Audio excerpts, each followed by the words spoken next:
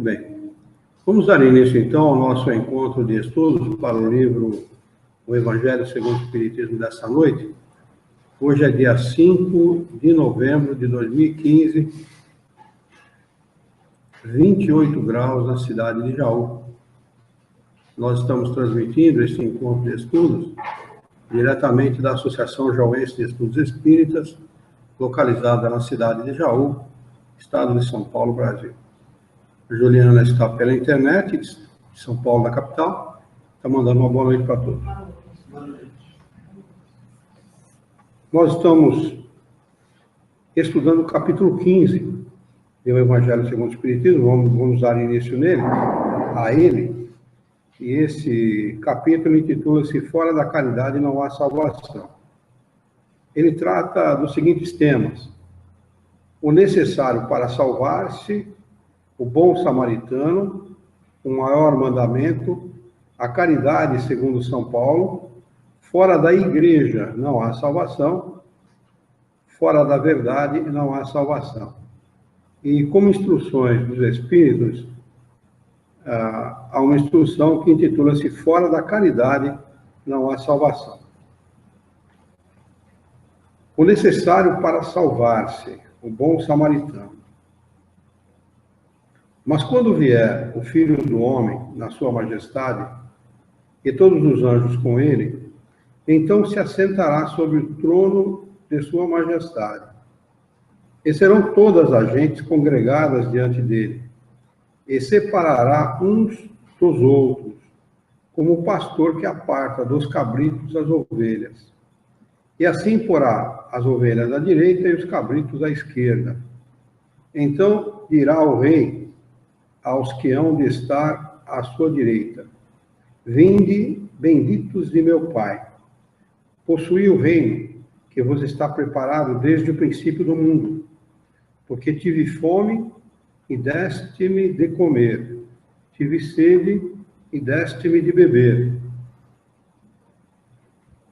Era hóspede e recolheste-me, estava nu e cobriste-me, estava enfermo e vestiste-me. E visitastes-me. Estava no cárcere e viestes ver-me. Então lhe responderão os justos, dizendo: Senhor, quando é que nós te vimos faminto e te demos de comer, ou sequioso e te demos de beber? E quando te vimos hóspede e te recolhemos, ou nu e te vestimos? Ou quando te vimos enfermo ou no cárcere e te fomos ver?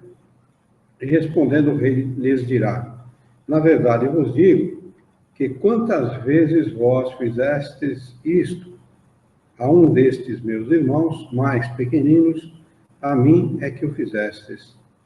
Então dirão também aos que hão de estar à esquerda: apartai-vos de mim, malditos, para o fogo eterno, que está aparelhado para o diabo e para os seus anjos, porque tive fome e não me destes de comer, tive sede e não me destes de beber, era hóspede e não me recolhestes, estava nu e não me cobristes, estava enfermo no cárcere e não me visitastes. Então eles também lhe responderão, dizendo: Senhor, quando é que nós te vimos faminto ou sequioso, ou hóspede, ou nu, ou enfermo, ou no cárcere, e te deixamos de te assistir? Então lhes responderá ele, dizendo: na verdade, vos digo que quantas vezes o deixastes de fazer a um destes mais pequeninos, a mim o deixastes de fazer. E irão estes para o suplício eterno, e os justos para a vida eterna. Isso está no Evangelho de Mateus, capítulo 25, versículo 31 a 46. E eis que se levantou um doutor da lei e lhe disse, para o tentar: Mestre, que hei de eu fazer para entrar na posse da vida eterna? Disse-lhe então Jesus: que é o que está escrito na lei? Como lês tu? Ele respondeu: amarás o Senhor teu Deus de todo o teu coração, de toda a sua alma e de todas as tuas forças, e de todo o teu entendimento, e ao teu próximo como a ti mesmo.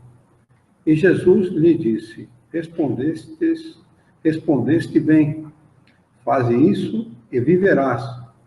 Mas ele, querendo justificar-se a si mesmo, disse a Jesus: e quem é o meu próximo? E Jesus, prosseguindo no mesmo discurso, disse: um homem baixava de Jerusalém a Jericó e caiu nas mãos dos ladrões, que logo o despojaram do que levava. E depois de o terem maltratado, com muitas feridas, se retiraram, deixando-o meio morto. Aconteceu, pois, que passava pelo mesmo caminho um sacerdote. E quando o viu, passou de largo. E assim mesmo um levita, chegando perto daquele lugar, e vendo-o, passou também de largo. Mas um samaritano, que ia a seu caminho, chegou perto dele, e quando o viu, se moveu à compaixão. E chegando-se, lhe atou as feridas, lançando nelas azeite e vinho. E pondo-o sobre a sua cavalgadura, o levou a uma estalagem, e teve cuidado dele. E, ao outro dia, tirou 2 denários, e deu-os ao estalajadeiro, e lhe disse: tem-me cuidado dele, e quando gastares demais, eu te satisfarei quando voltar. Qual desses 3 te parece que foi o próximo, daquele que caiu nas mãos dos ladrões? Respondeu logo o outro: aquele que usou com o tal de misericórdia. Então lhe disse Jesus: pois vai e faze tu o mesmo. Está no Evangelho de Lucas, capítulo 10, versículo 25 a 37. Aqui uma explicação de Kardec a respeito da passagem dessas passagens do Evangelho. Toda a moral de Jesus se resume na caridade e na humildade, ou seja, nas 2 virtudes contrárias ao egoísmo e ao orgulho. Em todos os seus ensinamentos, mostra essas virtudes como sendo o caminho da felicidade eterna. Bem-aventurados, diz ele, os pobres de espírito, quer dizer, os humildes, porque deles é o reino dos céus. Bem-aventurados os que têm o coração puro, os que têm coração puro. Bem-aventurados os mansos e pacíficos, bem-aventurados os misericordiosos. Amai o vosso próximo como a vós mesmos. Fazei aos outros o que desejaríeis que vos fizessem. Amai os vossos inimigos. Perdoai as ofensas, se quereis ser perdoados. Fazei o bem sem ostentação. Julgai-vos a vós mesmos, antes de julgar os outros. Humildade e caridade, eis o que não cessa de recomendar, e o de que ele mesmo dá o exemplo. Orgulho e egoísmo, eis o que não cessa de combater. Mas ele fez mais do que recomendar a caridade, pondo-a claramente em termos explícitos como a condição absoluta da felicidade futura.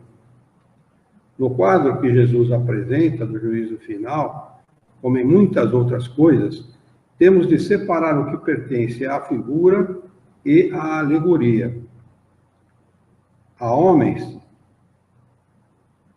como os que falava, ainda incapazes de compreender as coisas puramente espirituais, devia apresentar imagens materiais surpreendentes e capazes de impressionar, para que fossem melhor aceitas. Não podia mesmo afastar-se muito das ideias em voga no tocante à forma, reservando sempre para o futuro a verdadeira interpretação das suas palavras e dos pontos que ainda não podia explicar claramente. Mas ao lado da parte acessória ou figurada do quadro, há uma ideia dominante, a da felicidade que espera o justo e da infelicidade reservada ao mal. Nesse julgamento supremo, Quais são os considerandos da sentença? Sobre o que baseia a inquirição? Pergunta o juiz se foram atendidas estas ou aquelas formalidades, observadas mais ou menos estas ou aquelas práticas exteriores? Não, ele só pergunta uma coisa, a prática da caridade. E se pronuncia dizendo: passai à direita, vós que socorrestes os vossos irmãos. Passai à esquerda, vós que fostes duros para com eles. Indaga pela ortodoxia da fé, faz distinção entre o que crê de uma maneira e o que crê de outra?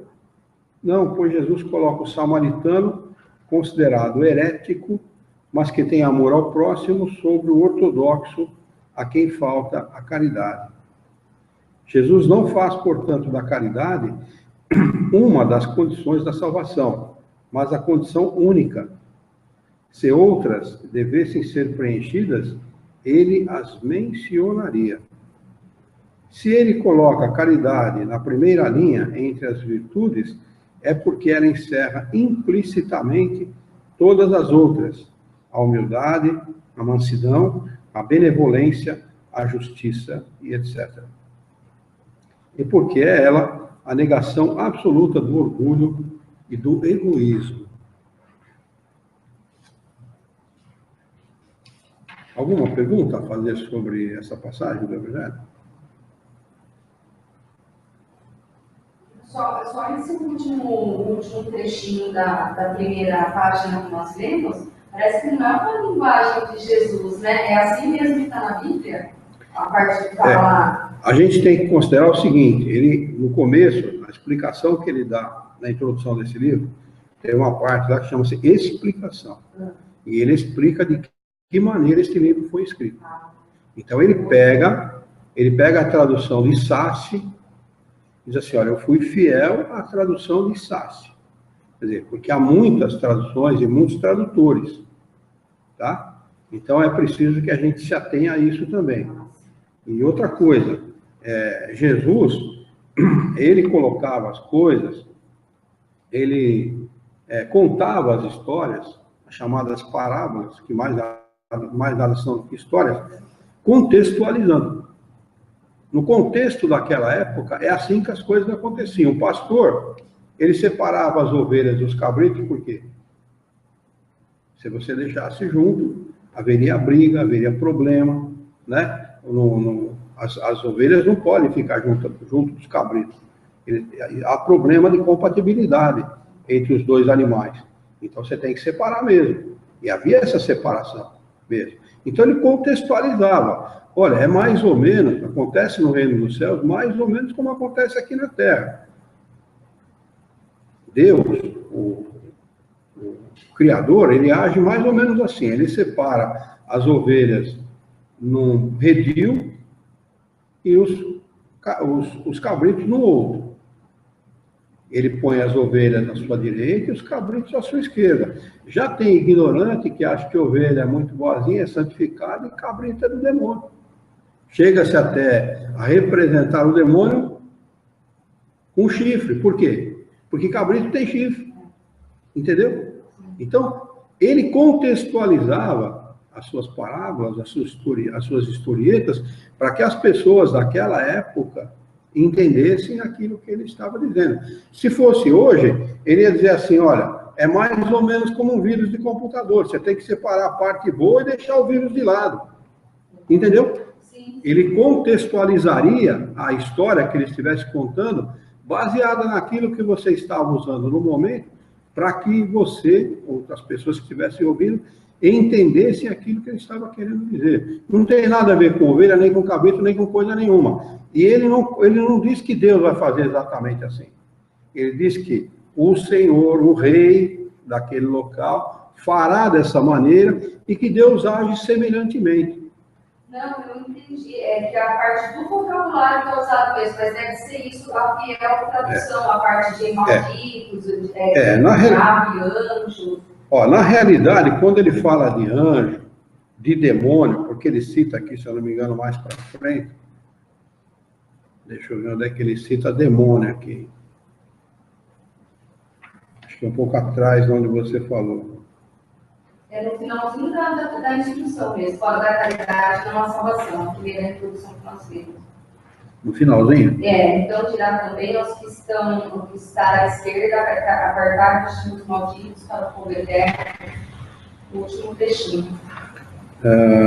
Apartar-vos de mim, hoje está aparelhado para o diabo, é isso mesmo? Isso. Jesus jamais poderia ter usado a palavra anjo ou diabo. Jamais ele usaria esses termos. Entendeu? Ele era um espírito superior. Ele sabia que nenhuma coisa nem outra existia dentro da concepção que se fazia daquilo naquela época. Aliás, eu acho que no judaísmo nem havia a palavra demônio nem anjo. Suponho, viu? Não estou fazendo uma afirmação aqui porque eu não tenho certeza. Mas suponho que não havia essas palavras. Eles tratavam, o judaísmo tratava de agradar a Deus. Por isso que Kardec dá essa explicação. De que Jesus não pergunta se você é um ortodoxo, ou seja, praticante da sua religião e segue e cumpre rigorosamente aquilo que a sua religião manda. Não é isso que salva. É isso que ele quis dizer. Né? Ele não vai perguntar se você vai lá no templo, faz a sua oferta, faz a sua oferenda, nada disso. E também, Kardec explica aqui no finalzinho, que é tanto isso é verdade, que ele coloca um herético, ou seja, um que é considerado a parte da religião, que não cumpre os preceitos da religião, o herege é isso, né? Todo aquele que é excomungado na Igreja Católica é considerado herege. Por quê? Não praticou determinado preceito da religião. Então ele coloca um herético, um que é considerado herege, acima de um que é considerado ortodoxo, que é o sacerdote. Né? Isso, ele quis deixar bem claro que está acima do outro aquele que pratica a caridade, independentemente do modo que do que ele acredita, independente do rótulo religioso que ele tem. É isso que ele quer deixar bem claro. Agora, essas palavras, elas foram introduzidas aí no meio para servir a alguma necessidade de algum tradutor ou de alguém que fez questão de colocar isso no texto para poder para dar força àquilo que a religião, que incluiu isso no texto, provavelmente a própria Igreja Católica, para dar força àquilo que eles ensinavam, algum dogma, alguma coisa. Porque a religião católica, ela está fundamentada, um dos fundamentos dela é o céu e o inferno. Né? Então, para dar força para isso, ele põe na boca de Jesus uma palavra que não existia. Porque só pelo que a gente conhece do livro também, soa diferente a hora que você lê. Você vê que é uma coisa proposital que está ali no Exatamente. Restante. E se você não conhecer a doutrina espírita, você vai estar achando, você vai supor que Kardec está sendo contraditório. Lá atrás fala uma coisa, no outro livro tem uma coisa que não prova. Não é só isso, existe um livro chamado O Céu e o Inferno, ou A Justiça, segundo a doutrina dos Espíritos, que fala exatamente isso. A primeira parte do livro, exatamente para explicar, para comparar a doutrina do céu e do inferno com a doutrina dos Espíritos, provando cabalmente, categoricamente, que nem o céu nem o inferno existem. Então ele não podia ser contraditório, escrever isso num livro e ser contraditório no outro. Na realidade, ele está seguindo, ele está sendo fiel a uma tradução, né? Dizendo, olha, na tradução está escrito assim, o que Jesus quis dizer foi isso, isso, isso e isso. Ele pede, inclusive, que a gente separe a alegoria daquilo que é acessório, daquilo que é fundamental. A alegoria, o acessório daquilo que é fundamental. É muito necessário, quando a gente estuda a doutrina espírita, quando você lê, a pessoa que lê, que é um espírita religioso, tudo bem. O problema dele, a maioria nem lê a introdução desse livro. A maioria, você pegar as pessoas que você conhecer que se disserem espíritas, pergunte para ela qual livro que você lê em casa normalmente. Ela vai te responder Evangelho segundo o Espiritismo. Aí você pergunta para ela, de que maneira você lê o Evangelho segundo o Espiritismo? Aí eu abro ao acaso. Você já estudou o Evangelho segundo o Espiritismo? De jeito nenhum. Você conhece a introdução do Evangelho segundo o Espiritismo? De jeito nenhum. Que é uma das coisas mais importantes no estudo da doutrina dos Espíritos, é a introdução desse livro. E se você perguntar para ela, você conhece o livro chamado O que é o Espiritismo? Ela vai dizer, não conheço, nem sei que existir, nem sei que existe isso. Não faz parte da codificação, mas é um livro, por exemplo, que é muito combatido por aqueles que são adeptos da teoria das colônias, dos umbrais, etc. Porque ele é combatido porque ele explica exatamente o contrário dessas teorias. Entendeu? Então, é muito necessário, quando a gente estiver estudando, quando você lê algum texto espírita, você sempre procura contextualizar esse trecho. Se você estiver lendo o Evangelho de Jesus ou a Bíblia, contextualiza ele. Por que ele falou dessa maneira e para quem que ele falou dessa maneira? Você pega, por exemplo, os profetas que falaram 4.000 anos antes de Jesus, 3.000 anos, 4.000 anos, 5.000 anos, 6.000 anos antes de Jesus. Eles não podiam nem rigorosamente usar a linguagem de Jesus. Quando o sujeito quis botar ele na berlinda, né? Porque a salvação para os judeus, ela se baseia no amor a Deus e não na caridade. Tanto que quando ele pergunta para o homem, ele diz assim, amar a Deus sobre todas as coisas, de toda a tua inteligência e de todo o teu entendimento. Aí coloca, no final, como segunda importância, e a teu próximo como a ti mesmo. Jesus, quando responde para o homem, ele não fala, faz isso e você vai estar salvo. Faz isso e viverás. Não é assim que está no texto? As pessoas não notam essas coisas, não se atêm a esse tipo porque isso certamente essa palavra Jesus falou. Certamente. Porque do ensinamento dos espíritos superiores, a vida. Né? Então a gente percebe o que é do linguajar dele e o que não é do linguajar dele. O que está no contexto, o que deve ser contextualizado é uma situação. Não? Na realidade, Jesus, com a inteligência dele, jamais usaria uma linguagem, contextualizaria uma situação se ele estivesse falando para um grupo de pessoas com uma inteligência mais avançada. Mas como ele estava falando com crianças espirituais e pessoas embrutecidas, ele precisava contextualizar para poder se fazer entender. Mas certas palavras que está colocado aqui, certamente ele não falou. Demônio, céu, anjo, esse tipo de coisa, isso é tudo coisa que foi introduzida para atender uma necessidade de quem queria dar ênfase para aquilo. Né? E, inclusive, Kardec deixa claro, quando começa a fazer o estudo do Evangelho de Jesus, ele diz assim, que da Bíblia, a única coisa que é divina são os 10 mandamentos. A única coisa que é divina. Todo o resto são leis criadas por homens, né, com o objetivo de organizar um povo, de disciplinar um povo. Eles só diziam que aquilo era uma ordem de Deus para dar importância, para dar ênfase àquilo que eles estavam falando. Senão, eles não iam ter, que autoridade eles iam ter? Nenhuma.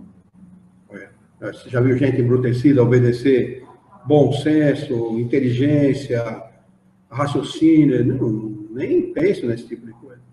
Mas, não, peraí, é Deus que falou. Foi Deus que falou, então nós temos que dar importância. Então, é dessa maneira que Kardec tenta fazer com que a gente procure entender melhor, né, os textos, para a gente não cair na esparrela que caem os religiosos, de acreditar.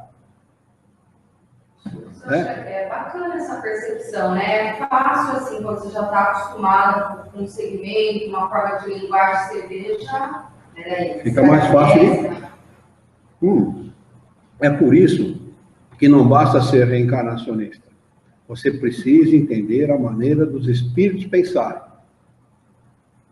Se você não tiver esse entendimento, você não compreende a obra espírita de jeito nenhum. Passa batido um monte de coisa. Mais alguma pergunta? Alguém quer fazer alguma colocação, alguma coisa daquilo que está nesse texto? E tem muita coisa aqui, viu, pelo meio aqui, que é bastante interessante. Sem dúvida, sem dúvida. Você, estudando o livro dos Espíritos, fica muito mais fácil a compreensão, sem dúvida que fica muito mais fácil. Né? E se você estudar mais uma vez o livro dos Espíritos, você vai compreender melhor, estudar mais uma vez vai compreender melhor ainda. Porque vai amadurecendo a ideia de tal maneira que as coisas que estão nas entrelinhas não passam batido.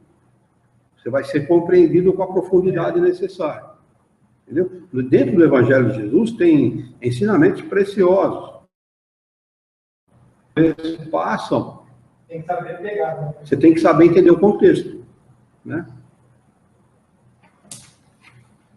Vamos lá, então. O maior mandamento. Mas os fariseus, quando viram que Jesus tinha feito calar a boca aos saduceus, se ajuntaram em conselho. E um deles, que era doutor da lei, tentando-o, perguntou-lhe: Mestre, qual é o grande mandamento da lei? Jesus, que era conhecedor profundo da lei de Moisés, respondeu: Amarás ao Senhor teu Deus de todo o coração, de toda a tua alma e de todo o teu entendimento. Isso aqui está em Moisés, isso aqui está na Bíblia. Isso aqui está na Bíblia. Né? Este é o maior e primeiro mandamento. E o segundo, semelhante a este, é: amarás ao teu próximo como a ti mesmo. Esses dois mandamentos contêm toda a lei e os profetas. Está no Evangelho de Mateus, capítulo 13, versículo 30 a 40. Quer dizer, ele nem contradisse Moisés e nem deixou de ensinar aquilo que ele precisava ensinar naquele momento. Porque para os judeus bastava amar a Deus. Tanto que a lei, a pena, era de talião. Olho por olho, dente por dente. Uma vez, desde que você amasse a Deus e cumprisse os preceitos da religião, o resto era o resto. Jesus veio dizer exatamente o inverso. Exatamente o contrário disso. Explicação de Kardec a respeito. Caridade e humildade, esta é a única via de salvação. Quando Kardec refere-se à salvação, acho que todos compreendem, né? Todos compreendem em que contexto está colocada essa palavra. Porque seria contraditório usar essa palavra querendo dizer que praticou a caridade está salvo. Seria contraditório, porque para o Espiritismo não é salvacionista. O Espiritismo é evolucionista. Né? Ele estaria sendo tremendamente contraditório. Mas ele usa uma linguagem que está aqui dentro do linguajar que está sendo usado para estudar o texto. Apenas isso. Então, a gente pode dizer que o Espírito, cumprindo os preceitos de Jesus, né, praticando a caridade, sendo humilde, ele vai se salvar sim. Ou seja, ele vai deixar de ser obrigado a encarnar num mundo como esse.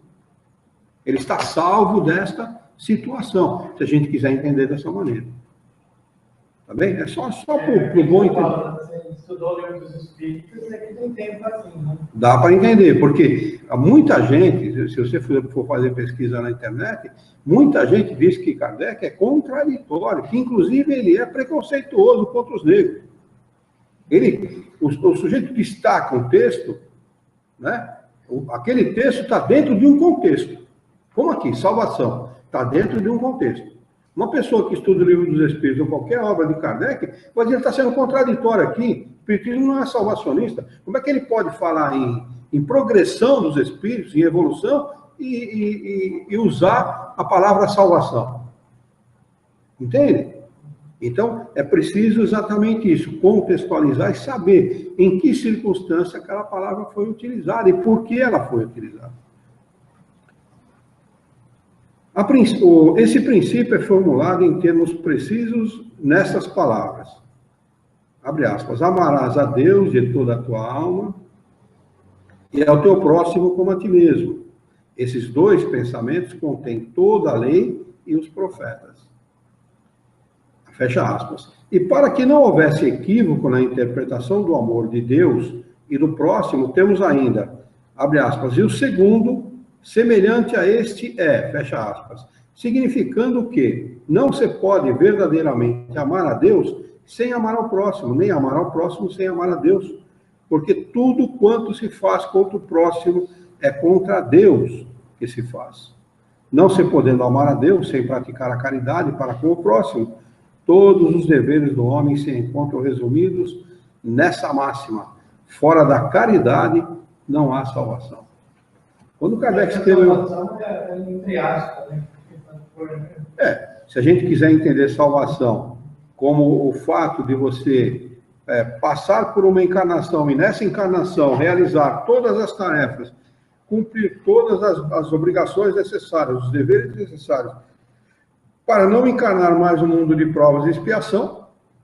Para mim, aqui eu vejo salvação como se fosse o caminho, a opção, né, para você seguir e sim se progredindo, se melhorando e se salvar. Então, mas quando você usa o termo salvação, religiosamente, significa que alguém, por acreditar em Deus, está excluído da maioria, está salvo. É assim que acreditam os crentes, é assim que acreditam os pentecostais, os reformistas, os católicos.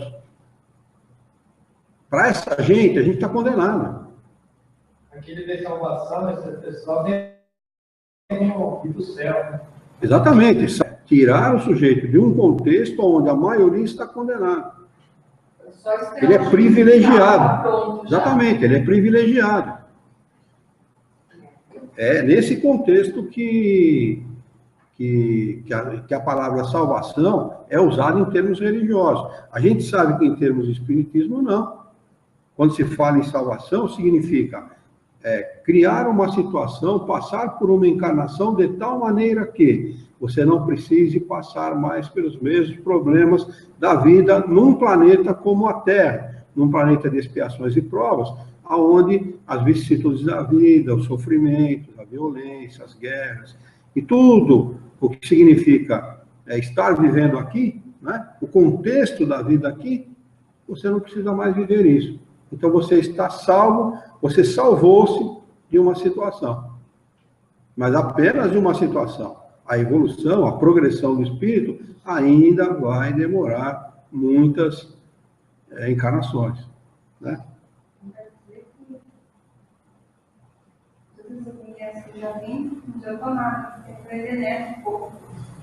Quem falou que não adianta nada? Lendo engano seu, não é assim. Não é assim. Olha, se você não tivesse amadurecido o que amadureceu nas outras encarnações, você não estaria aqui. Por que nós temos um monte de cadeira vazia? A internet é uma janela aberta para o mundo, só tem uma pessoa conectada. Uma pessoa. Por quê? Você lembra que o senhor Milton citou? O espiritismo, ele não é para muitas pessoas.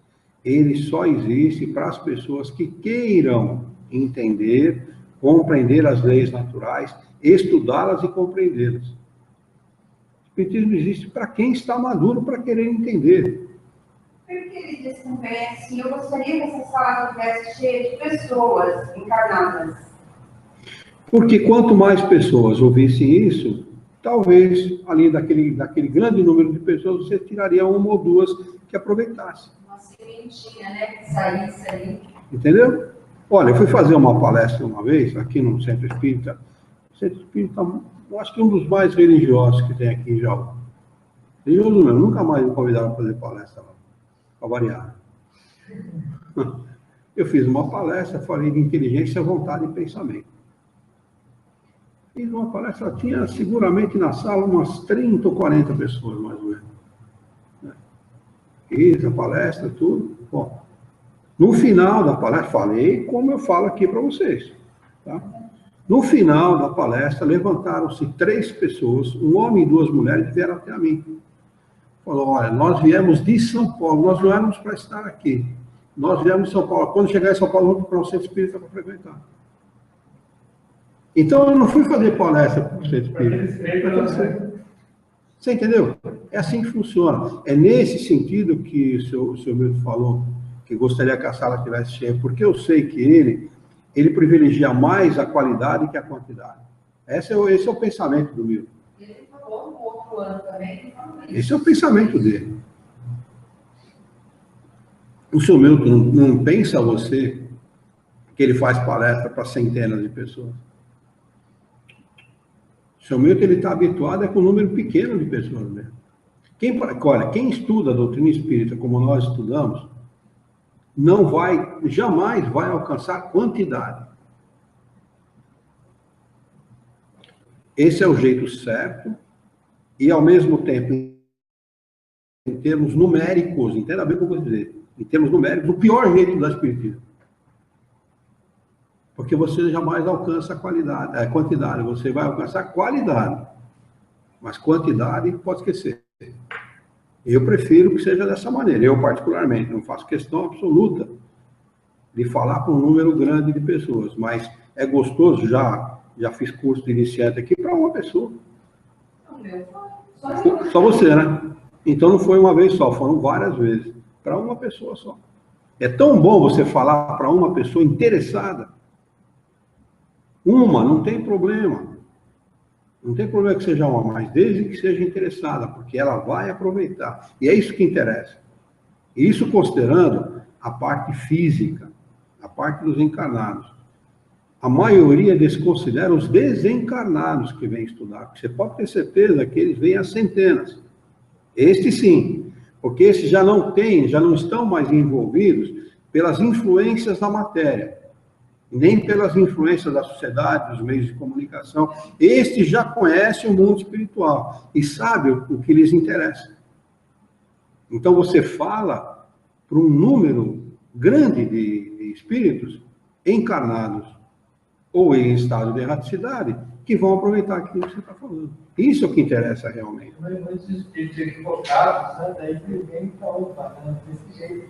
Exatamente. O que interessa você falar com um número grande de pessoas, que o cara está pensando, já 20 para as 9, já, vou tomar meu lanche, daqui a pouco vou tomar meu lanche, futebol começa às 9h15, mas vai ter paguei um canal lá, vai ter uma luta de MMA e tal. O cara está pensando, na realidade ele vem no centro espírita por desencargo de consciência. Igual um católico, igual um evangélico que não é fervoroso, igual um outro cara qualquer que é religioso. Que adianta? Que proveito teve o seu trabalho? Que proveito teve o seu esforço, o seu empenho, a sua dedicação? Nenhum. Ou quase nenhum. Né? Porque esse cara vai precisar de mais uma encarnação, talvez mais uma, para chegar num estado de maturidade. A ponto de entender aquilo que a gente está falando. Fale para uma pessoa religiosa que Maria não foi concebida do Espírito Santo. Fale. Tente falar. Não arruma uma briga. Tente falar para um espírita religioso, evangélico, espírita, desses caras que são esotéricos. Tente falar para ele que não tem colônia. Tente falar para ele que o Chico Xavier prestou um desserviço para a doutrina espírita. Tente falar. Você vai sair. Teve um que falou lá para o centro espírita dele, vieram falar isso, não sei se é verdade. Eu acho que, sei lá, se for também, estou preocupado. A pena que eu não estava aqui, senão eu pegava ele. Falou mal do Chico Xavier. Disse que eu tinha falado mal do Chico Xavier. E não falei mal do Chico Xavier, eu falei que as colônias espirituais era uma inverdade. Não está na doutrina espírita. E é tão comercial esses romances que hoje eu estava vendo um catálogo do Avon, que tem um romance espírita desse segmento em catálogo por 15, é um absurdo, 15, 12, 10 pontos, mas do jeito que você quiser escolher. A Zíbia Gasparetto diz assim: eu não sou espírita, eu não sou espírita. Os filhos dela, o Gasparetto lá, o nome dele, o outro lá também que toca violão, também nós não somos espíritas. Eles tinham centro espírita, acho que no Ipiranga, em São Paulo. A única função era ganhar dinheiro. A única função que tinha o centro espírita. Eles fecharam o centro espírita, estão só escrevendo livro. Participando de show, eles dão show, né? Porque o Gasparetto tem mediunidade e tal. Eu dou uma espécie de show, assim, para ganhar dinheiro. Eles se declaram, nós não somos espíritas. A Zíbia Gaspar fala, não sou espírita. E é um dos autores espíritas que mais vende livro.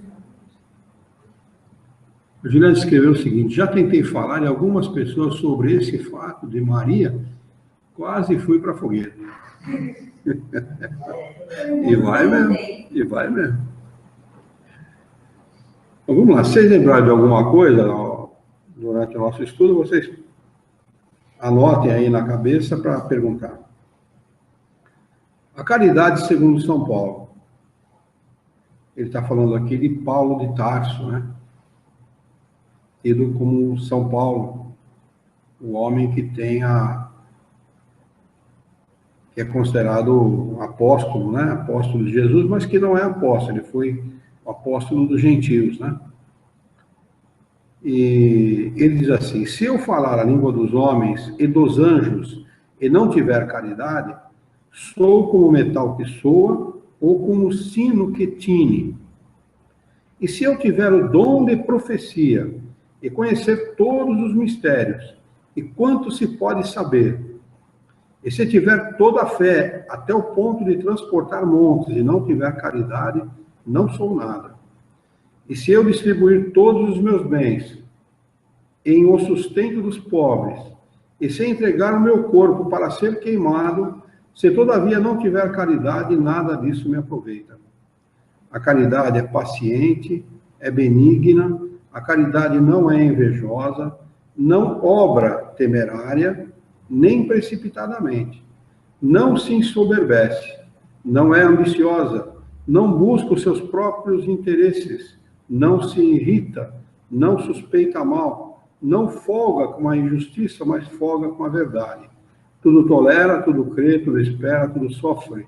A caridade nunca, jamais há de acabar. Ou deixem de ter lugar as profecias, ou cessem as línguas, ou seja abolida a ciência. Agora, pois, permanecem a fé, a esperança e a caridade. Estas três virtudes, porém, a maior delas é a caridade.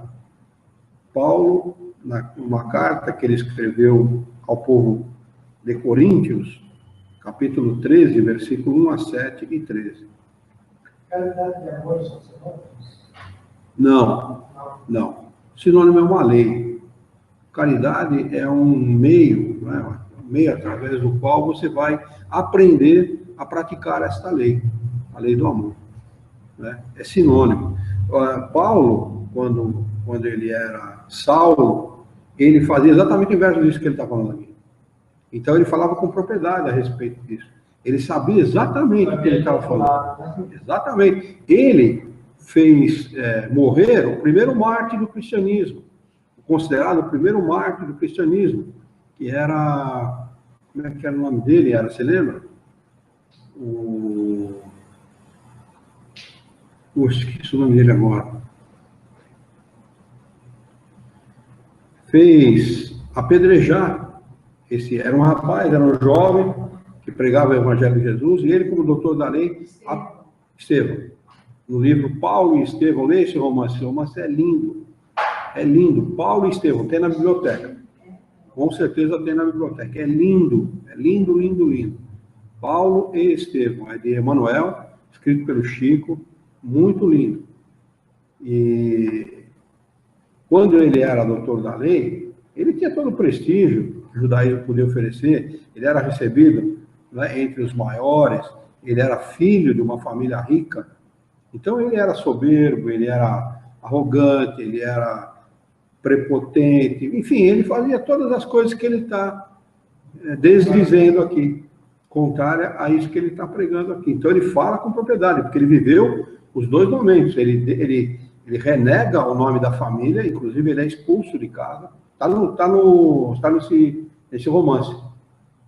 Ele é expulso de casa pela família, porque a família não aceita, achou que ele tinha ficado louco.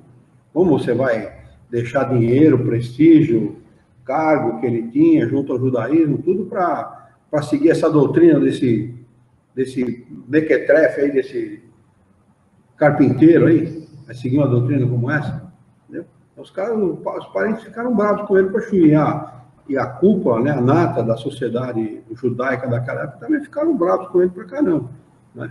Depois de tudo isso, ele se torna Paulo, o apóstolo dos gentios, e sai aos arredores, né, da Judéia, a pregar o evangelho de Jesus, e sai ele e outros que eram seguidores, tornaram-se seguidores de Jesus depois da morte de Jesus, né, não eram apóstolos, mas eram seguidores fervorosos, né, conviviam com Pedro, conviviam com Dom João, conviviam com os apóstolos, e saíam, viu? Sem o que comer, sem o que vestir, sem nada. O evangelho de Jesus em Bornalzinho, saíam a pé. Paulo era tecelão, sabia tecer nas máquinas, então ele arrumava lá um tearzinho e trabalhava de dia para comer, e à noite ele pregava o evangelho. Reunia um grupo de pessoas que pregavam o evangelho. Era assim, foi assim que ele se tornou Paulo, o apóstolo dos gentios, viu? Um trabalho maravilhoso, um trabalho lindo. Ele era realmente fervoroso seguidor de Jesus. Então, o que ele fala aqui tem autoridade moral, porque ele viveu os dois lados.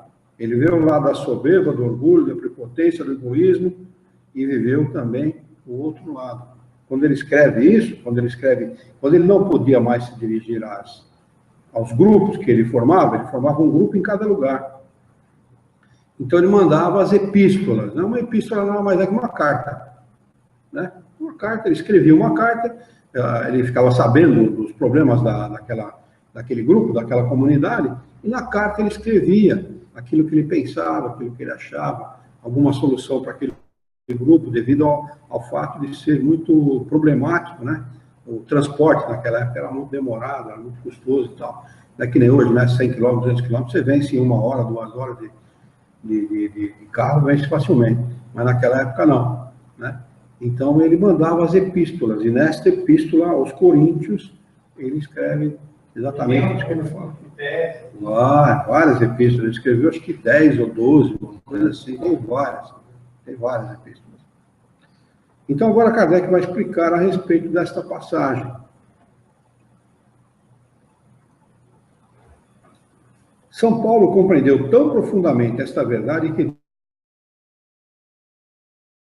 diz: se eu tiver o dom de profecia e penetrar todos os mistérios, se eu tiver a fé possível, a ponto de transportar montanhas, mas não tiver caridade, nada sou. Entre essas 3 virtudes, a fé, a esperança e a caridade, a mais excelente é a caridade.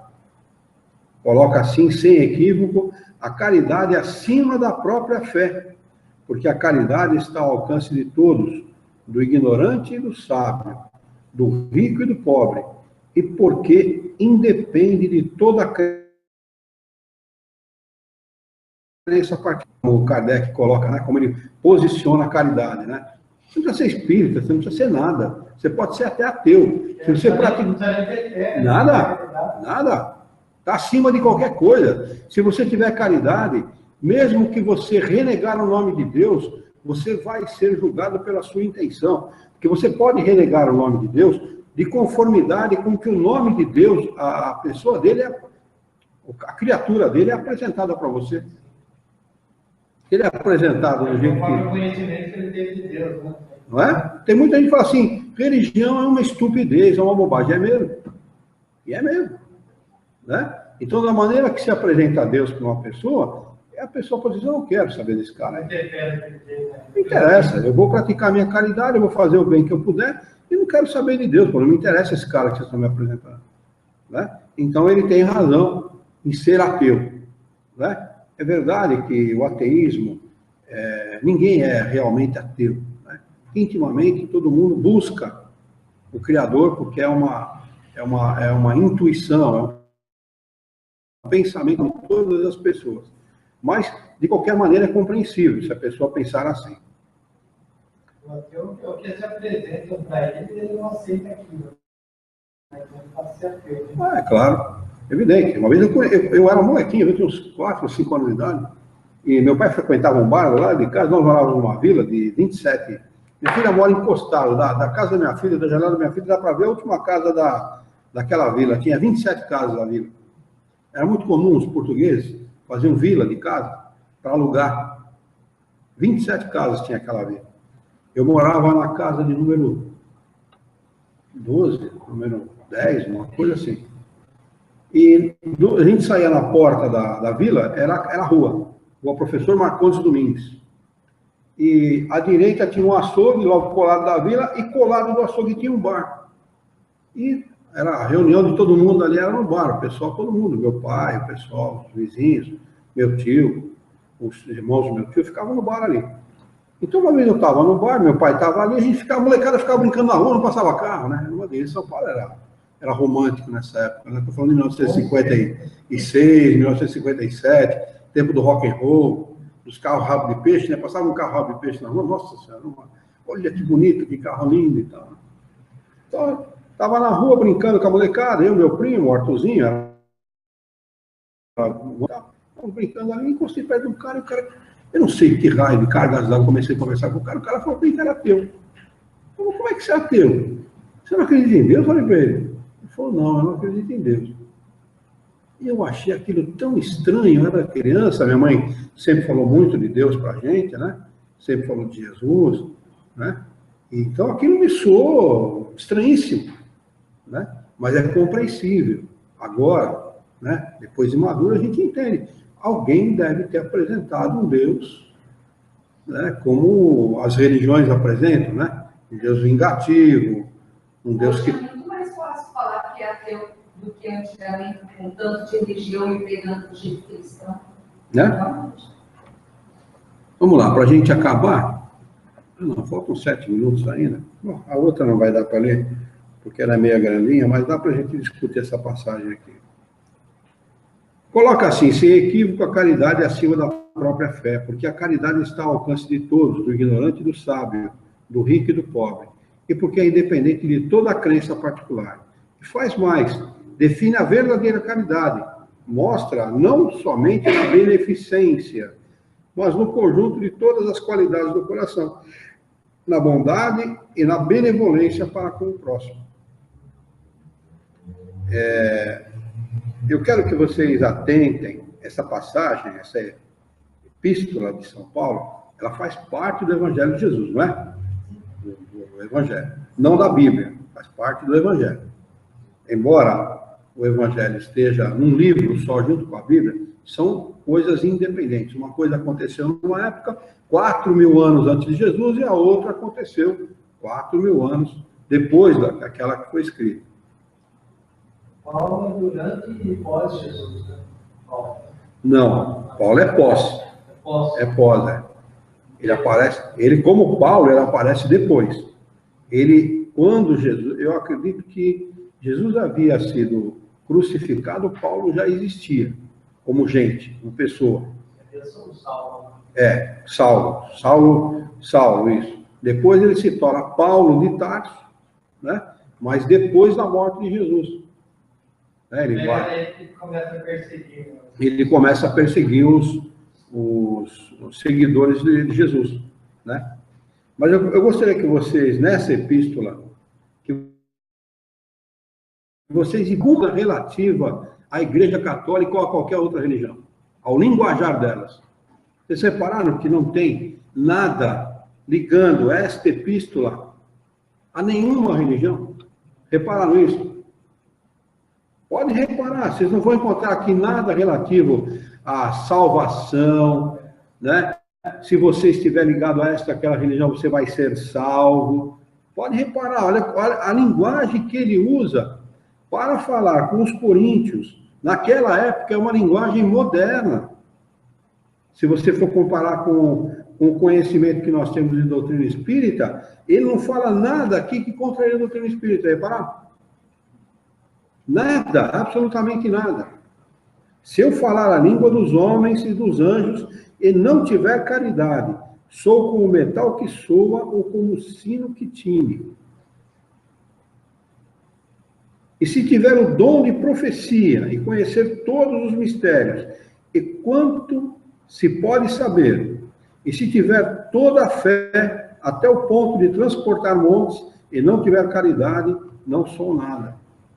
Porque Talvez, provavelmente, os coríntios colocassem a fé à frente da caridade, não é? Eles eram seguidores de Jesus, mas eles conheceram Jesus através de Paulo. Lá naquele romance, Paulo e Estevão, ele fala desses probleminhas, viu? Ele cita como as coisas aconteceram naquela época. Ele cita isso. Emmanuel cita, né? Então dá para a gente entender melhor por que ele fala dessa maneira, né? Mas eram problemas que estavam acontecendo naquela comunidade, né? Mas que dá bem para a gente receber essa informação como se ele estivesse falando para a gente. Porque a fé não está à frente da caridade. A caridade está à frente de qualquer coisa. De qualquer coisa que você possa ter, saber ou fazer. A caridade vai à frente, porque a caridade, ela é mãe de todas as virtudes. E a fé também, às vezes, é posta de forma errada. Também, né? Como é que é? Alguém fala, não tenho fé que aconteça alguma coisa. Né? A fé seria, aconteça ou não, você tem que ter fé do mesmo jeito. Né? Depende do assunto que nós estivermos tratando. Em questão de religião, a fé sempre se refere ao Criador, né? Agora, não há como você ter uma fé irrestrita no Criador se você não tiver um pensamento agradável em relação ao seu próximo. Se você odiar o seu vizinho, odiar o seu parente, odiar um inimigo, você não pode dizer eu tenho fé no Criador. Não há como, não consiste as duas ideias. Uma ideia é inconsistente em relação à outra, porque quem tem fé em Deus jamais pode pensar em termos de ódio, de revanche, de vingança.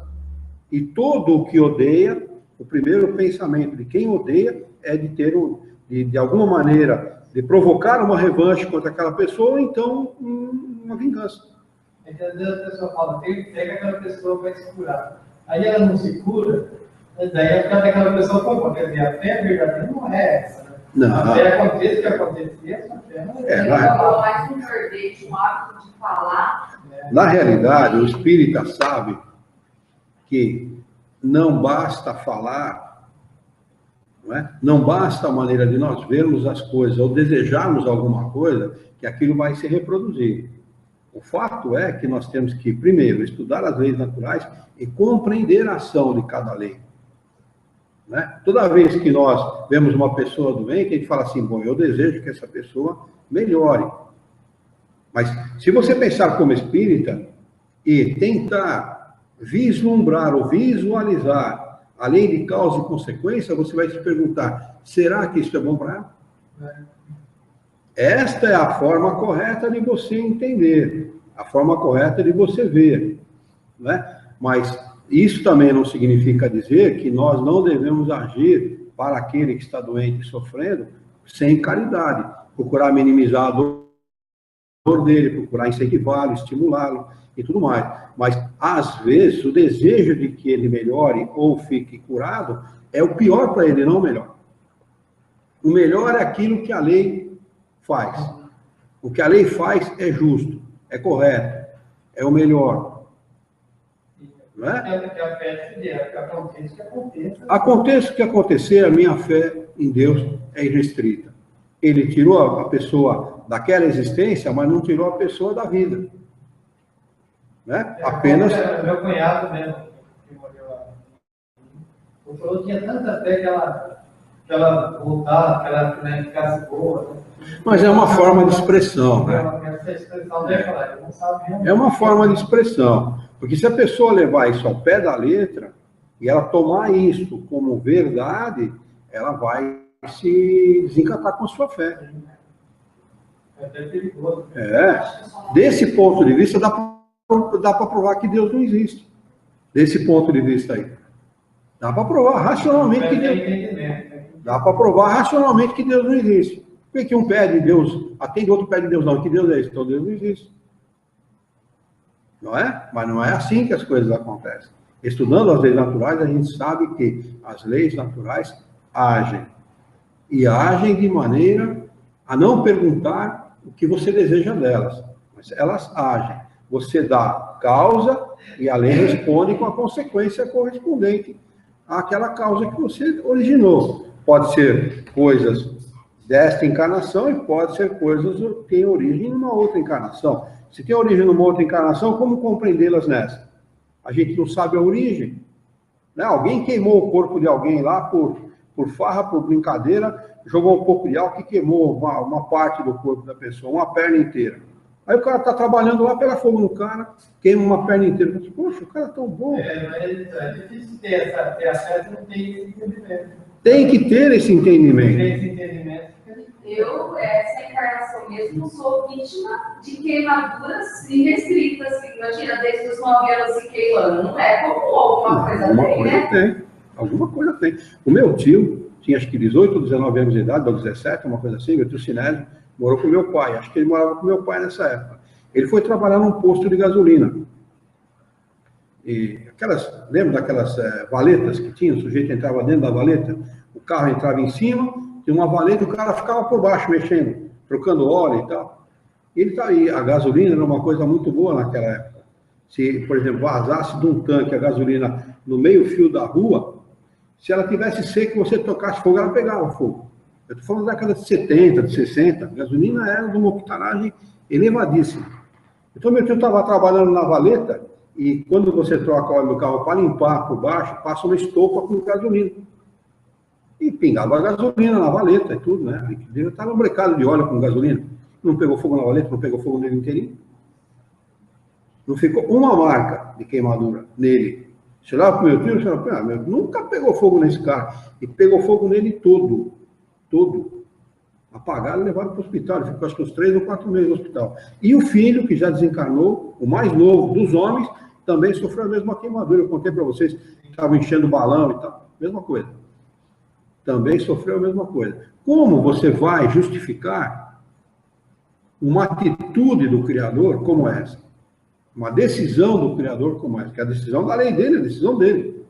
Né? Se ele criou a lei, em resumo, a decisão é dele. Né? A gente sabe que certamente nessa encarnação não houve possibilidade que a gente conheça a vida dele, não fez nada disso contra ninguém. Então a origem deve ser de outra encarnação. Então é isso que a gente tem que ver. É dessa maneira que a gente tem que pensar, né? Vamos anotar aqui, fora da igreja não há salvação, fora da verdade não há salvação. Hoje... Esse trecho também é tão usado em, não sei se alguém já viu, mas em convite de casamento?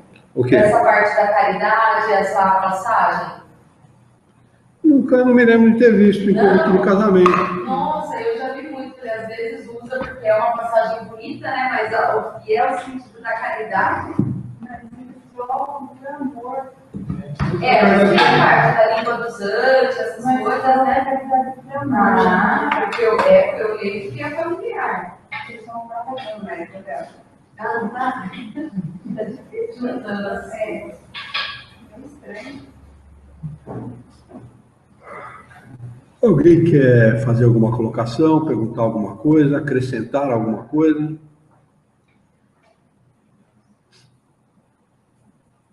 Podemos encerrar, então? Vamos elevar o nosso pensamento, mentalizar a figura excelsa e amiga de Jesus, nosso mestre, modelo e guia da humanidade. Juntos com Jesus, vamos nos dirigir ao Criador, ao Senhor da vida, fonte inesgotável de paz, de amor, de bondade, de misericórdia e justiça, para agradecê-lo muito pela oportunidade de aqui estarmos reunidos em seu nome para estudar o Evangelho segundo o Espiritismo. Queira, Senhor, a vossa bondade e o vosso amor, que tenhamos bom ânimo, coragem, determinação, ideias renovadas, alegria de viver e muito entusiasmo, para que nós possamos trabalhar, sermos úteis e dignificarmos a vida. E ajuda-nos ainda, Senhor, a honrá-la por um profundo e sincero respeito pelo nosso próximo. Em teu nome, em nome de Jesus, em nome dos bons espíritos, em nome do nosso diretor espiritual, de toda a sua equipe, de todos os encarnados e desencarnados presentes na nossa reunião nesta noite, nós a declaramos encerrada.